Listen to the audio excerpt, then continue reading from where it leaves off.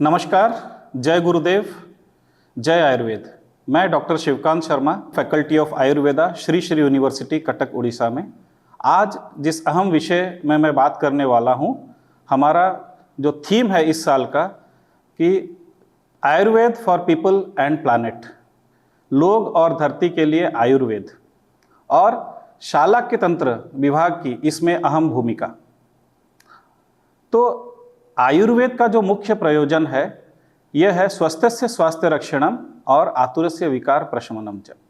मतलब एक स्वस्थ व्यक्ति के स्वास्थ्य की रक्षा करना, और अगर व्याधिग्रस्त कोई इंसान है तो किस तरह उसको उस व्याधि से मुक्त करना। और इसी प्रकार शालाक्य तंत्र भी इसमें अहम भूमिका निभाता है।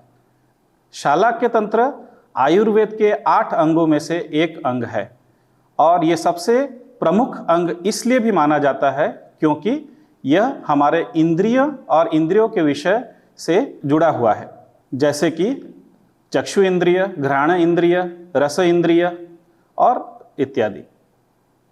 और यह दर्शन, स्पर्शन, रूप, रस, गंध ये सभी से भी जुड़ा हुआ है। तो ये इसीलिए ये सबसे प्रमुख विभाग है।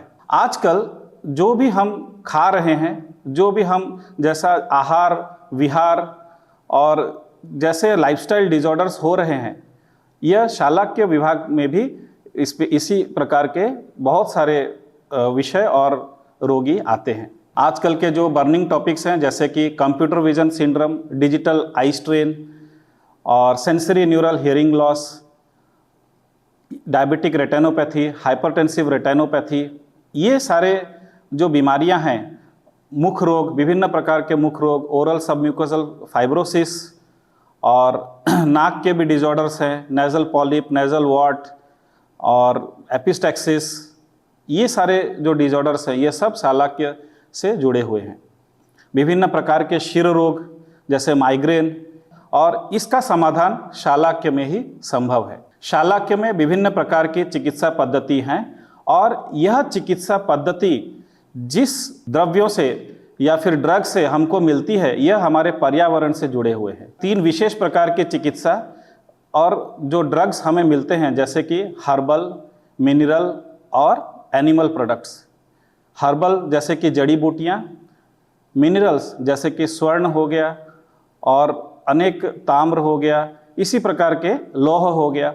इस प्रकार के जो मिनरल प्रोडक्ट्स और एनिमल प्रोडक्ट्स जैसे कि घी हो गया, मधु हो गया, ये सारे जो भी इससे जो भी दवाइयाँ बनती हैं और जो चिकित्सा पद्धति होती हैं, वो सारे शालाक्य से जुड़े हुए हैं। शालाक्य में विभिन्न प्रकार की चिकित्सा पद्धति जैसे क्रियाकल्प, तर्पण, पूटपाक, सेक, आश्चोतन, अंजन, और कान के व्याधियों के लिए कर्णपूरण, कर्णधूपन, नासा की व्याधियों के लिए नस्य, ये सारी जो चिकित्सा पद्धति हैं, और मुख के उपचार के लिए जैसे कवड़, गंडूश, और विभिन्न प्रकार के शिरोरोग के लिए जैसे शिरोधारा, शिरोपीचू, नस्य, ये सारे चिकित्सा उपलब्ध हैं। इसके साथ साथ अगर हम लोगों के साथ जुड़ते हैं तो बहुत सारे प्रकार के हम शिविर, आई कैंप्स और स्क्रीनिंग कैंप्स हम करते हैं, जिसमें कि हम